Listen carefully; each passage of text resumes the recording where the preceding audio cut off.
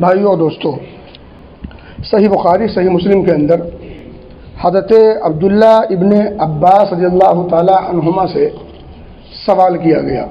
سئل ابن عباس رضی اللہ تعالی عنہما اشہدت مع رسول اللہ صلی اللہ علیہ وسلم العید؟ عبداللہ ابن عباس رضی اللہ تعالی عنہما سے پوچھا گیا کہ کیا آپ نے عید کی نماز نبی اکرم صلی اللہ علیہ وسلم کے ساتھ پڑھی ہے؟ قال نعم، کہا ہاں۔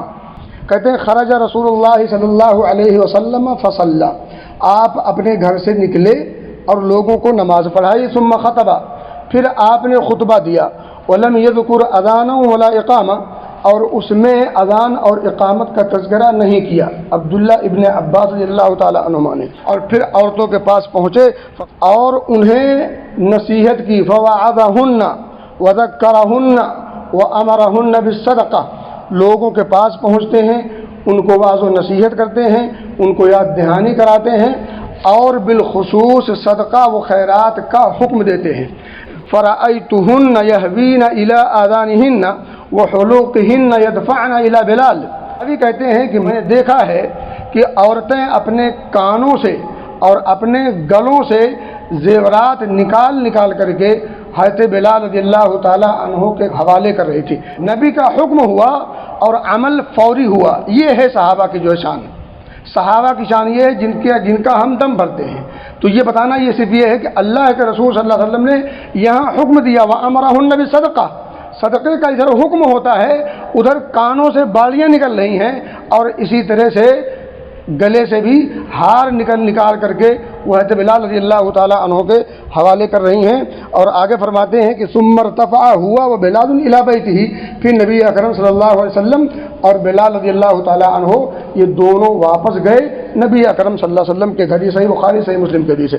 اسی طرح سے جابر رضی اللہ تعالی عنہ فرماتے ہیں عید ہی کے تعلق سے، وہ کہتے ہیں شہدت مع النبی صلی اللہ علیہ وسلم فی یوم عید، کہ میں ایک بار عید کی نماز میں نبی اکرم صلی اللہ علیہ وسلم کے ساتھ تھا، یعنی نماز میں ساتھ گیا تھا۔ فبدأ بالصلاة قبل الخطبہ، تو آپ صلی اللہ علیہ وسلم نے خطبہ سے پہلے نماز پڑھائی اور بغیر اذان ولا اقامہ، نہ اس میں اذان تھی اور نہ ہی اقامت۔ فلما قضى الصلاة، جب نماز ختم ہو گئی، قام متکئا علی بلال، پھر نبی اکرم صلی اللہ علیہ وسلم حضرت بلال رضی اللہ تعالی عنہ کا ٹیک لگا کر کے کھڑے ہو گئے۔ حضرت بلال رضی اللہ تعالی عنہ کا ٹیک لگایا اور کھڑے ہو گئے ان کا سہارا لے کر کے۔ اور آگے کہتے ہیں فحمد اللہ واثنى علیہ، اللہ رب العزت کی خوب جم کر کے تعریف کی اور توصیف بیان کی اور حمد و ثنا بیان کی۔ ووعظ الناس وذکرہم، لوگوں کو نصیحت کی اور یاد دہانی کرائی۔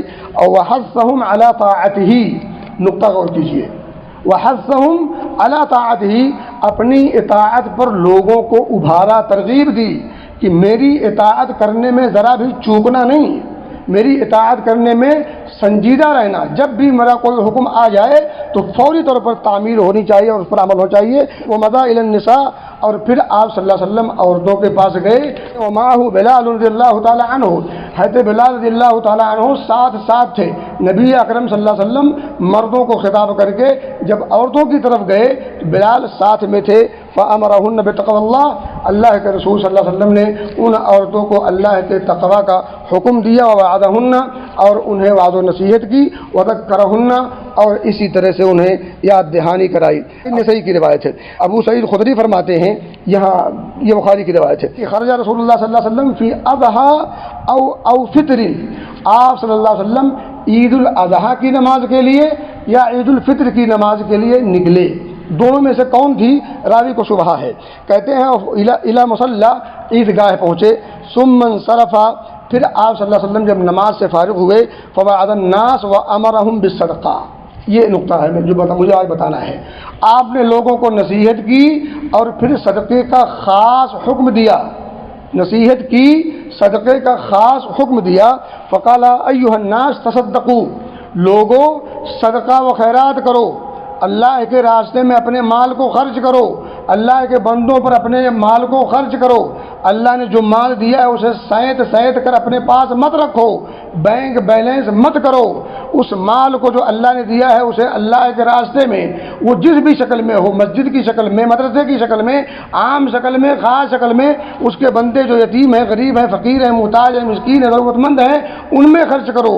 اور آج دیکھیں تقریباً 1.5 سال ہونے کو ہے، بلکہ ہو گیا، اور کرونا کا اپنا جو مہاماری چل رہی ہے بدستور جاری ہے۔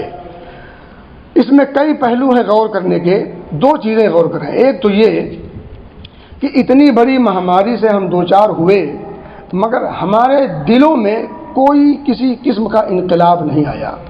ہماری مسجدیں 1.5 سال پہلے جیسے تھیں ویسے اس 1.5 سالہ دورانیہ میں بھی ویسے ہی رہی ہیں۔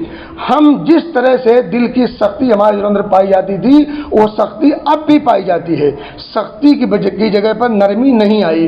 اور میں کیا کہوں، بہرحال دوسری بات یہ ہے کہ اس مہاماری میں کتنے اچھے خاصے لوگ بھی مالی طور پر پریشانی کے شکار ہیں۔ اب یہ ذمہ داری ہماری بنتی ہے کہ ہم ان کا خاص خیال رکھیں۔ اللہ نے ہمیں یہ موقع دیا ہے کہ ہم چین و سکون کے ساتھ ہیں اور دیگر چیزیں فراہم ہیں، سب کچھ فراہم ہے، تو ہم اپنے ان بھائیوں کا خاص خیال رکھیں جو ہمارے اپنے ملکوں میں پریشان حال ہیں۔ وہ اگرچہ اس مہاماری سے پہلے وہ امیر تھے، ان کے ہاتھ کشادہ تھے اور تنگ دست نہیں تھے، لیکن آج حال یہ ہے اچھوں کی حالت پتلی ہے۔ تو ایسے موقع پر ہمیں اپنوں کا بھی اور عام لوگوں کا بھی خاص خیال رکھنا ہے، اور خیال میں مالی صدقہ و خیرات اس پر توجہ کی ضرورت ہے۔ فمر علی النساء، مردوں کو خطاب کر کے صدقہ کی خاص فضیلت کو اجاگر کر کے اس کا حکم دیا۔ فقال یا معشر النساء، اے عورتوں کی جماعت، اے عورتوں ذرا سنو، تصدقنا، تم بھی صدقہ و خیرات کرو، اپنے مال کو نکالو۔ ذرا آگے سنیں، فإنی رأیتکن اکثر اہل النار، جہنم میں اکثریت میں نے تم عورتوں کی دیکھی ہے، یعنی جہنم میں مردوں کے مقابلے میں عورتیں زیادہ ہوں گی۔ جب نبی اکرم صلی اللہ علیہ وسلم نے یہ گفتگو فرمائی کہ عورتوں صدقہ کرو اور جہنم میں مردوں کے مقابلے میں عورتوں کی تعداد زیادہ ہوگی، یہی ایک نقطہ سمجھ میں آتا ہے کہ جہنم سے بچاؤ کا ایک آسان نسخہ صدقہ و خیرات ہے۔ جہاں اور بہت سارے اعمال ہیں، بہت سارے افعال ہیں، وہیں مالی طور پر صدقہ و خیرات کرنا، اللہ کے راستے میں اللہ کے بندوں کے تعلق سے خرچ کرنا، یہ جہنم سے بچاؤ کا سبب ہے۔ جب آپ نے فرمایا کہ جہنم میں عورتوں کی کثرت ہوگی تو عورتوں نے نبی اکرم صلی اللہ علیہ وسلم سے پوچھ لیا، سوال کر لیا، آخر کیوں؟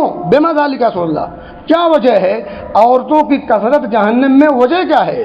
تو آپ نے فرمایا قالت تکثرن اللعن وتکفرن العشیر، تمہارے اندر 2 بیماریاں مردوں کے مقابلے میں زیادہ پائی جاتی ہیں۔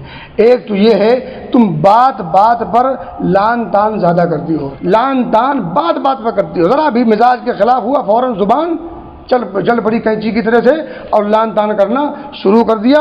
وتکفرن العشیر، اور اسی طرح سے اپنے شوہروں کی ناشکری کرتی ہو۔ حدیث لمبی ہے، جو شوہروں کی ناشکری آپ سمجھ سکتے ہیں، ہم سب تقریباً شادی شدہ ہیں، سمجھتے ہیں۔